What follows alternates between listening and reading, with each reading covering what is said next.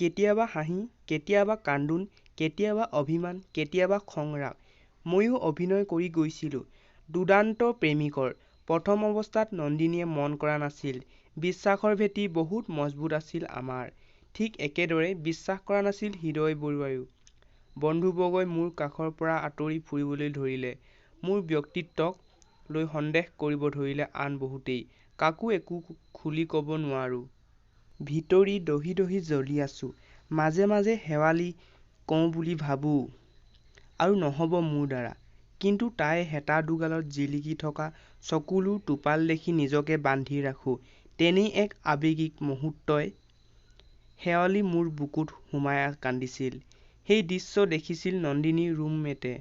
কথা গৈ পৰিল নন্দিনীৰ কাণত। সেয়ে তাই আজি মোক মাতি আনি খং উজাৰি আছে। ইমান দিনে মোৰ আৰু শেৱালিৰ ৰেহ-ৰূপ দেখি খং নুঠাটোহে অস্বাভাৱিক আছিল নন্দিনী। ময়ো খঙেৰে ওলাই আহিলোঁ নন্দিনীৰ প্ৰাইভেট হোষ্টেলৰ পৰা। ইতিমধ্যে হৃদয় বৰুৱাইও ভাবিবলৈ বাধ্য হৈছে শেৱালি আৰু মোৰ মাজত জনম হৈছে এক প্ৰেম কাহিনী। এক ভয় আহে মাজে মাজে মনলৈ। এই প্ৰেম কাহিনীৰ অভিনয়ৰ বাবে মই আৰু কি বা হেৰুৱাব লাগে। পিছ মুহূৰ্ততেই শেৱালিৰ মুখখনলৈ মনত পেলাই নিজকে সান্ত্বনা দিওঁ। মইয়ে যদি নাথাকোঁ তাইৰ কাষত, তাই থাকিবনো কি? বিধাতাই লিখি যোৱা এয়া যেন এক আধালেখা প্ৰেম কাহিনী।